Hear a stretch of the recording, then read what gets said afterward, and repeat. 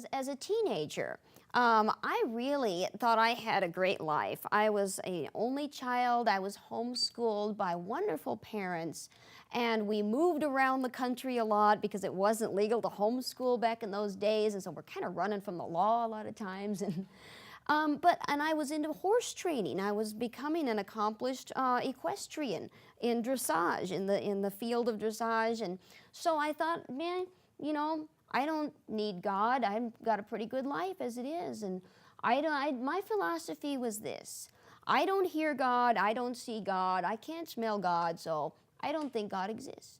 My father was a wonderful man, but he had become very bitter toward the church because of different things he'd seen, and he taught me that the church just wants your money, and the Bible is written by man. And those two, that was his philosophy, and so that based on that, and I really respected my dad, and so I, okay, yep, that's it. You know, I don't need anything to do with God. So, well, my mom started to go to church, and she started to drag me with her, and I saw the difference in those believers in that church, and I started to say, God, I don't believe in you, but if you really exist, you're going to have to show yourself to me somehow.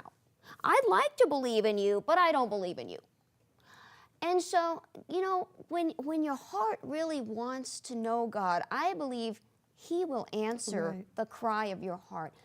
March 28, 1986, God answered that cry of my heart. I woke up early morning, about 5 o'clock in the morning, and I could just see shadows in the room. And in my room, there was my bed, and then just a little walkway to a guest bed where my friends would stay some nights. Well, I didn't have any friends over. My parents are asleep downstairs. I woke up, and all of a sudden, an audible voice said to me, there's someone in the guest bed. Instantly, I look at the guest bed, and sure enough, there was a person lying in the bed asleep. Wow. And I'm terrified. I watch scary movies, and I've got all these images of monsters, and my worst nightmare is coming true. I'm like, what is going on? How did this person get in my house? I couldn't stay in my bed. I crawled out over the end of my bed and inched my way across the floor, hoping that the floorboard wouldn't squeak. This is how I know I was not sleeping, okay? I was not dreaming. Yeah, it was And alive. I stood there with my hand on the light switch, thinking, should I turn on the light and then what'll happen?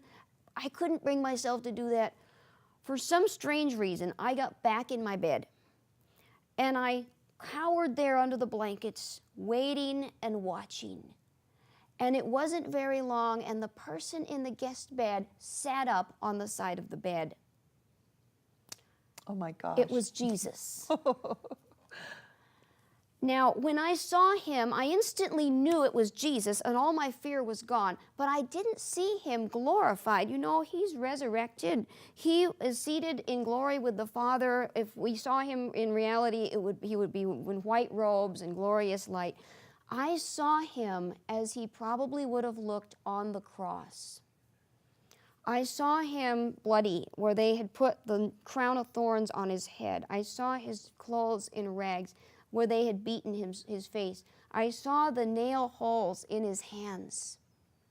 And in that moment, just this overwhelming revelation just cascaded over me.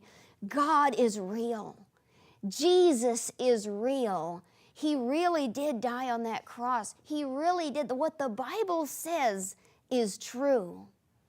And finally, it was just overwhelming revelation. What I see he suffered for me. He loved me that much. He loves every one of us, every person. He loves that much that he died on that cross. He suffered that torture for us. And I couldn't believe, I just fell on my face weeping and repenting of my sin, because I knew I am a sinner and I need his salvation. And then it was just a narrow, but between this guest bed and my bed was very narrow, and he leaned over and he touched my shoulder. He laid his hand on my shoulder, and he looked into my eyes and he said, my child, don't cry. And I looked into his eyes, and I will never forget the compassion. Because in my natural being, I thought, well, I've caused him all this suffering. Surely he's angry with me. Surely he... No. Just forgiveness. Just love. And a love like you've never imagined, experienced from any human being. Wow. The love of God. And I just was overwhelmed with the reality and fell on my face again weeping. And when I woke up, I cried myself to sleep, and I woke up and it was daylight.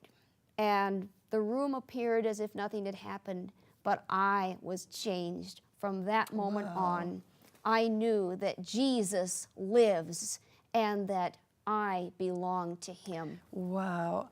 And I know that you were a very academically oriented person, and yet all it took was one revelation, Yes. one encounter, and it changed your entire life. Yes. I want to address just a couple things right now. First of all, there's someone watching this clip, and you have a loved one that claims to be an atheist, and your heart is just broken for them. And it looks impossible because the more you share, the harder they get. But I want you to remember that it only takes just one revelation to come to Christ. Just one revelation. And if you're watching this program and you're saying, well, I don't believe any of that. That's just emotionalism. That's just, I don't know what it is, but it's not for me.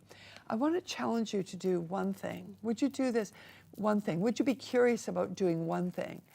It's just saying, God, if you are real, just like Leanna did, God, if you're real, which I don't believe you are, but if you are real, would you prove that to me?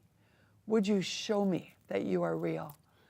And I guarantee you that he will answer that prayer. I guarantee you that he will answer that prayer. Why? Because he loves you with an everlasting love. He really, really does.